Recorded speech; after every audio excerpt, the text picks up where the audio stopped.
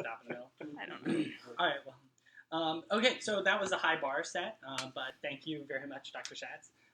Yeah, I'd say lights off because this isn't working anyway. So my name is Charles Ferris, for the 0 of you that don't know me. My primary reader is Dr. Philip Schatz. He's been my mentor for about 3 years now, and I'll keep praise back on him at the end. My second reader is Dr. Leitner, and I'm here to talk to you today about my thesis entitled iPad, ImPACT, and the Detection of Malingering Behavior. So first I'm going to talk to you a little bit about what I'm going to talk to you about, prefaced by the fact that this is my favorite picture of any concussion I have ever found in my life. It's very rare that you get the horse too. So I'm going to talk to you about concussions. I'm going to talk to you a little about the diagnosis of concussions. I'm going to talk to you about athletes faking on their concussion tests so that they can return to play and keep playing in the World Cup. I'm going to talk to you about the actual concussion test I used, ImPACT, and I'm going to talk to you about my study and the results of my study. So what is a concussion? Well, a concussion is defined as a complex pathophysiological process affecting the brain induced by traumatic biochemical forces. That's a mouthful, doesn't mean much. It is a mild traumatic brain injury, and there are 3 pieces to that are important. It's traumatic, so it's induced by being struck, rapid deceleration. Primarily, the actual physiological cause is your brain striking the inside of your skull, and then generally bouncing back and hitting the other side of your skull in a coup contra coup injury. It's described as mild, but this is a bit of a misnomer because it is a brain injury. And while there are many injuries that you can have that are mild, for example, as Dr. Schatz would say, losing your pinky on one hand is a mild injury to your hand. But if you're a pianist, it's a pretty severe injury. It can end your entire life. And it's a metabolic disorder. So what that means is that most brain injuries that most people are familiar with are physical damage to the brain, structural damage, tearing, rending, compression, bleeding, cell death. A concussion is primarily a metabolic disorder. So what actually happens is there's an energy imbalance and there's a chemical disestablishment of the homeostasis of your brain. So your brain the chemistry is messed up. So why is this important? Well, it's important because it makes it really, really hard to detect with imaging. You can't take a CT scan of someone's brain, you can't take an MRI, and just look at it and determine whether or not they have a concussion like you can if they have an aneurysm or like a brain bleed. So we have to go about it in different ways. But first, this metabolic piece is characterized by a constellation of symptoms. So there are a number of symptoms associated with concussion that are caused by this metabolic disorder. They mostly resolve in less than 11 days with proper treatment, and they include drowsiness, sensitivity to noise, balance problems, sleep disruption, nausea, sensitivity to light, headache, and dizziness. There's a number of other ones. This is just a smattering. Some of the ones that you've heard about probably are loss of consciousness and things like that. So these tend to, in addition to actually having symptoms like having a headache or being nauseous, it also happens that you are more vulnerable to getting a second concussion during this time period. And there's twofold reasons. So the first reason is because you're physically more likely. If you have balance problems or you're dizzy and you go and play football, you're much more likely to fall over and hit your head. You're less able to defend yourself from people tackling you. You're less able to avoid getting hit in the head by someone else trying to head the ball in soccer. And then on top of that, you are metabolically more vulnerable. So like any system that's damaged and then repairing itself, like a broken bone or anything like that, during the recovery period, you're more vulnerable to additional damage causing problems than otherwise wouldn't. So a subconcussive blow, a strike to the head that might otherwise not cause a concussion, if you've already had a concussion in the last few days, is more likely to actually cause a second concussion. And those second concussions tend to be more damaging and last longer. They have worse symptoms. So recovery is possible. Most concussions are short-term and reversible. If you just get one and you rest until you're asymptomatic, you tend to get out of it pretty cleanly. But there's a lot of these. The incidence is estimated, and strong emphasis on estimated, at about 500,000 a year in the U.S. This is one of the most, probably one of the most underdiagnosed injuries in the U.S. because of some reasons that we'll talk about. But so there's a lot of these. These are happening really regularly, and they're happening to kids in high school in addition to NFL players. So diagnosis is critical so that we can get people off the field, get them away from the vulnerability, and rest them so they can recover.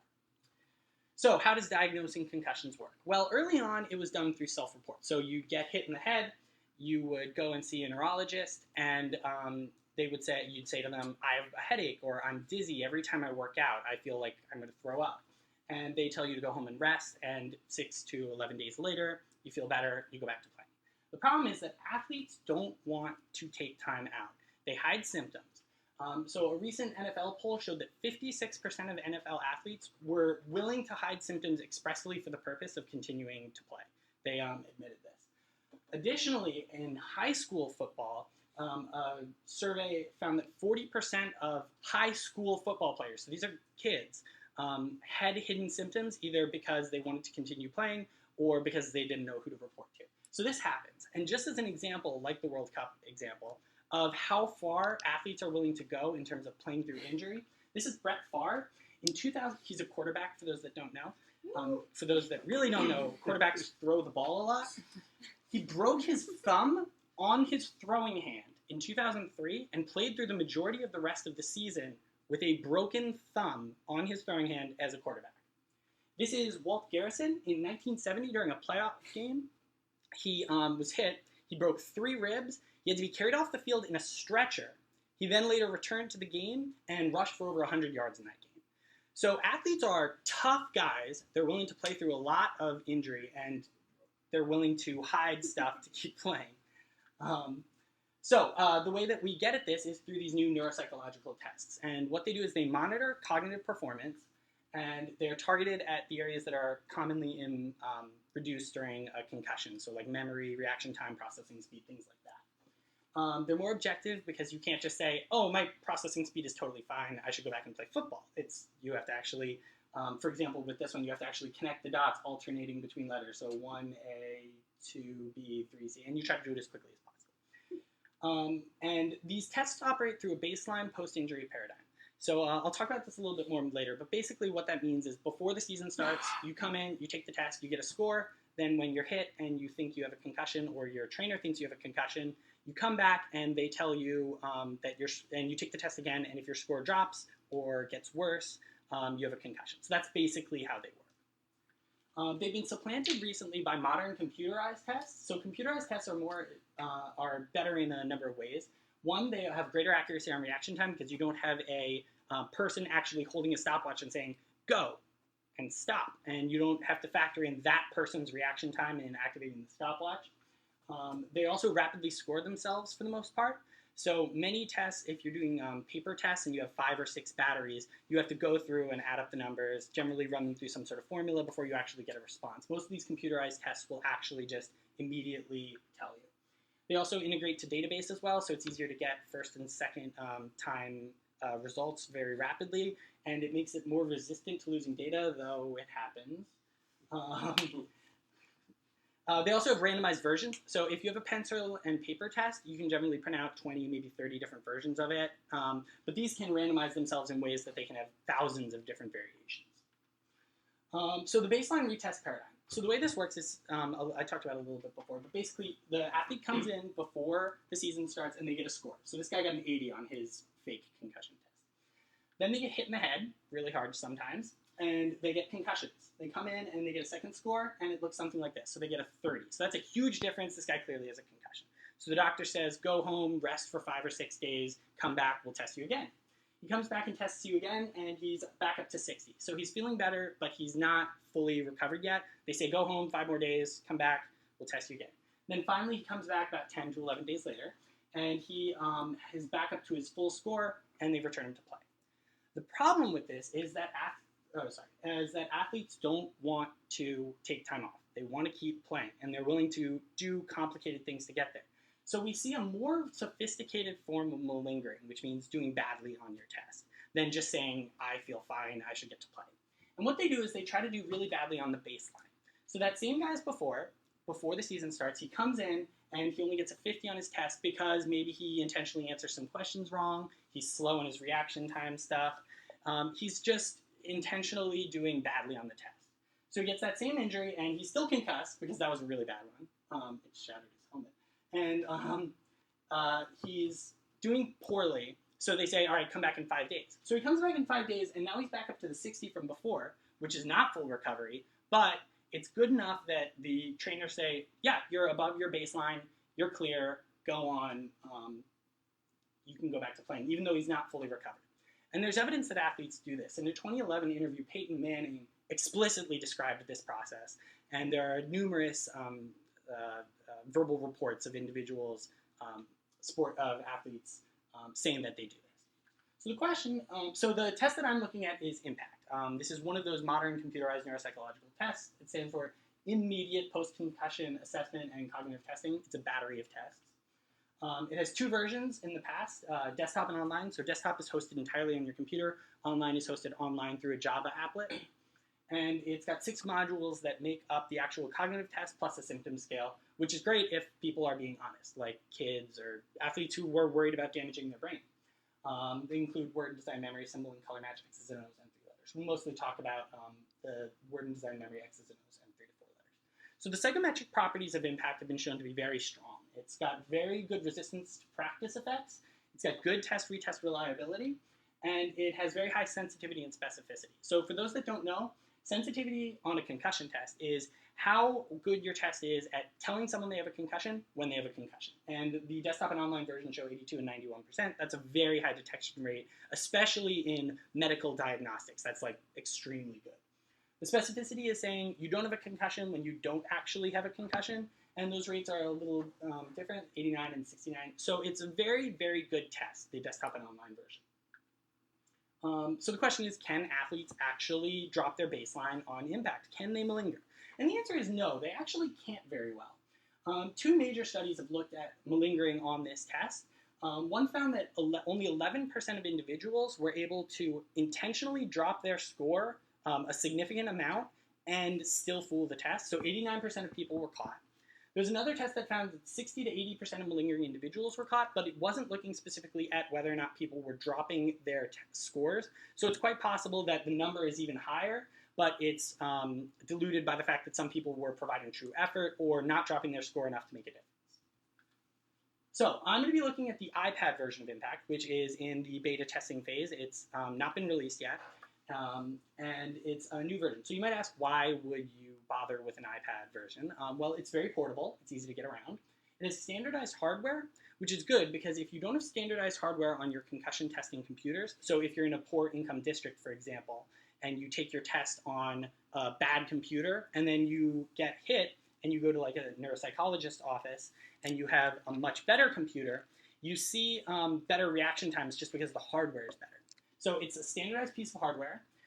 It's also got a touch interface, which is much more naturalistic for some of the tests. Instead of clicking left and right on the mouse button, you're actually pressing buttons, which is easier for some people to deal with.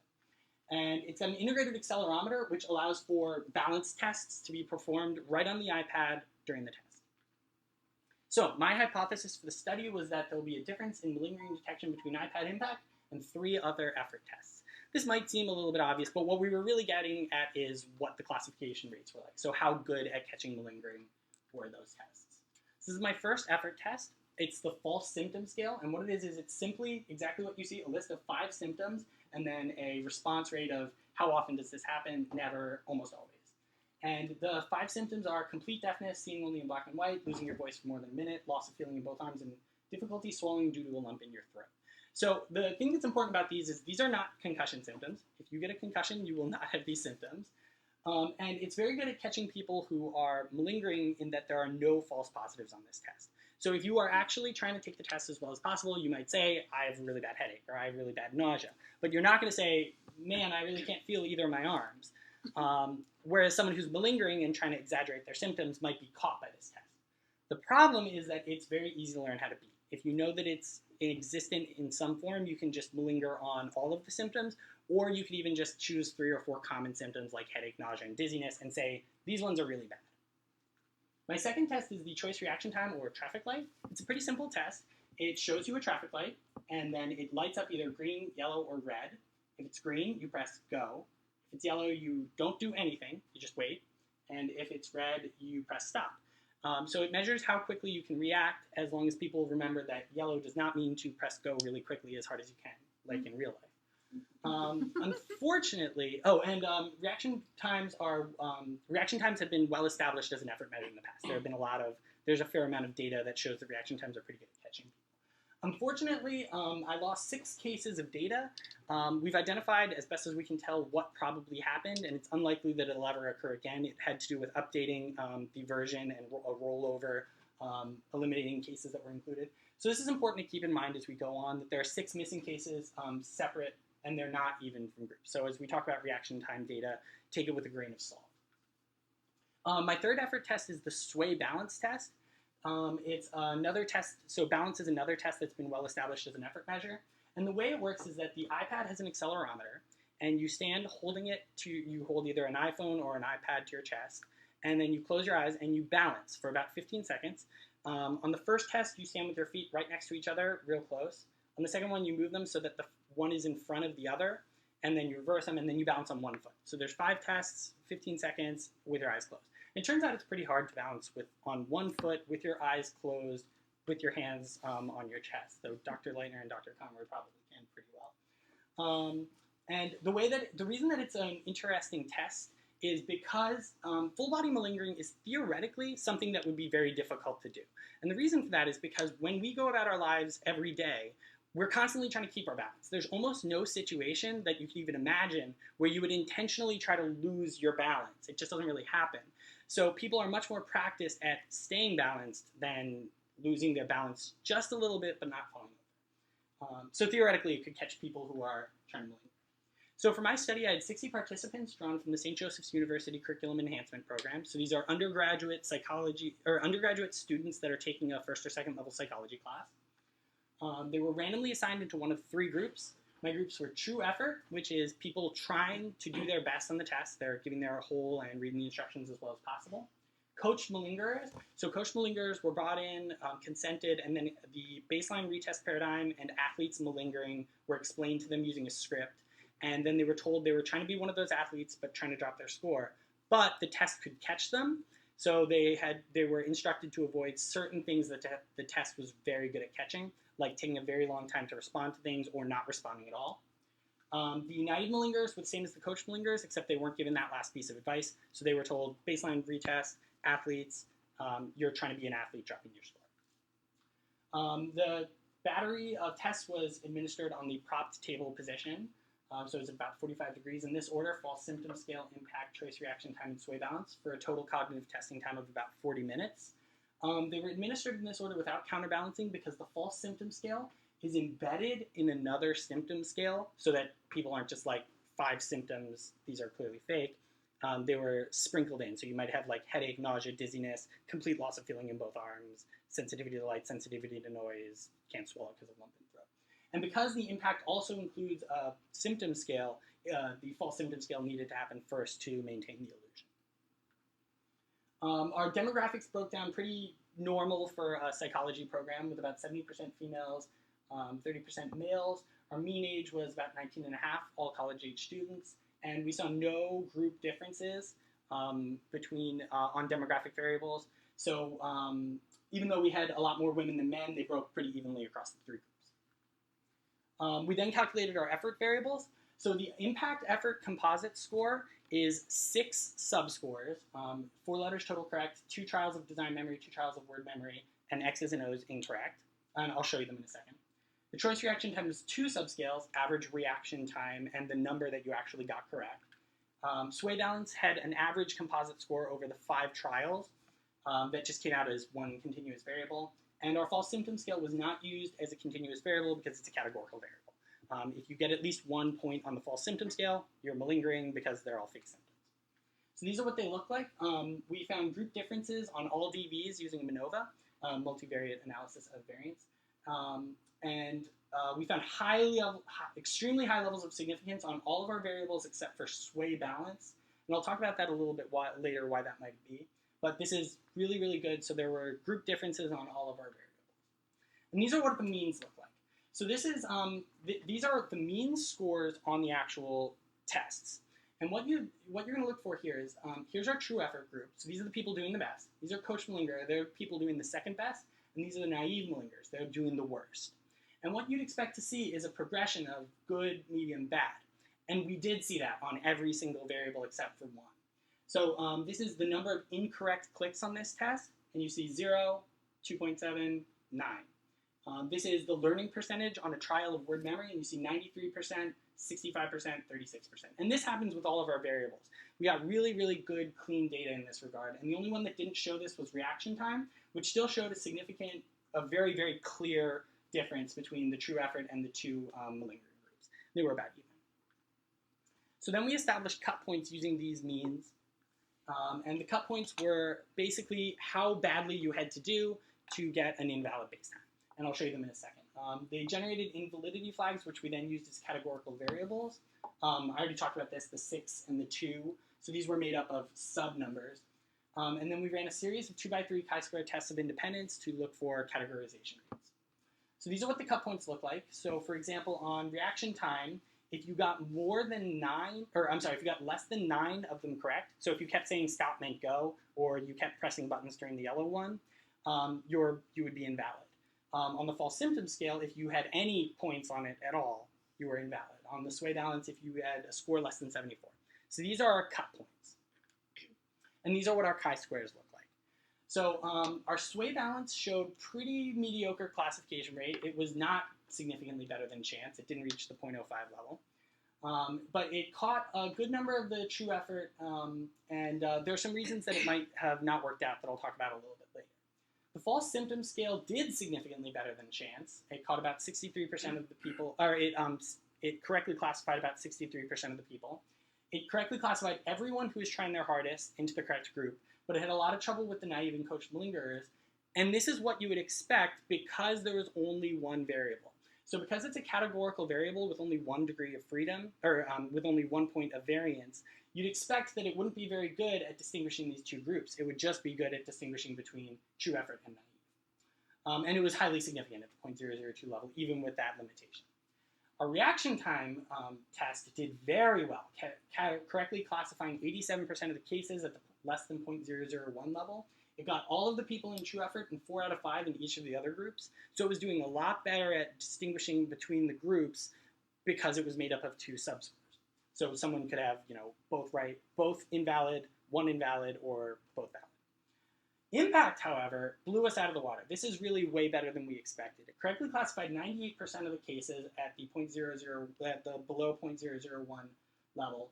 Only a single coached malingerer got through and came out looking like a true effort case. This is far better than we could have hoped for or expected. It's very, very good. So my hypothesis was confirmed. Obviously, they had very different levels of malingering classification, but there are some limitations. So for one, on sway balance, our participants were not athletes. And what that means in this case, which might be different than on the cognitive tests for the balance test, is that athletes practice balancing. They practice running, they practice jumping, martial artists literally practice balancing, gymnasts practice balancing. It's quite possible that our undergraduate CEP pool really looks like a different population from athletes on something like a balance measure. So future research on sway might do well to look at actual athletes. Additionally, our choice reaction time had 6 missing cases, so we should take it with a grain of salt. It's possible that it was better or worse than that, and it's difficult to say. This is a major piece. So our participants were not experienced with ImPACT. Athletes are. Athletes take it every year or every 2 years, and they are really familiar with the test. They know what's coming. They know where they could potentially slow something down without tanking the other one. So it's possible that malingering athletes are better at it, more practiced than just general CEP students. And then on top of that, these were custom cut points designed for our group. So while we saw crazy good classification rates, especially on ImPACT, those cut points were established specifically for this data set because this is the first piece of data looking at malingering this is the first study looking at malingering on this version of the test. So it's possible that if you take this to another group, you'll see a reduction in the classification rate.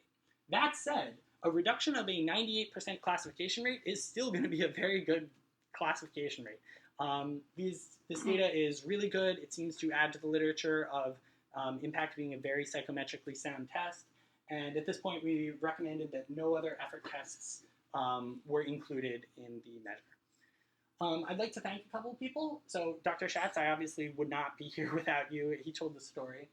Dr. Comroy was the one who in many ways got me interested in research and supported me for years while I worked and went to school at the same time.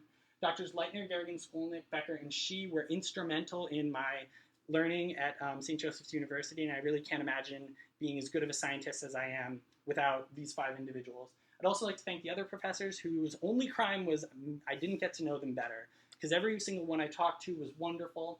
I'd like to thank Mamatha, Rebecca, Beth, and Katie. Beth and Katie aren't here, but Rebecca and Mamatha, who were there with me studying all throughout this whole time and really supported me, and I can't imagine doing this again without you guys.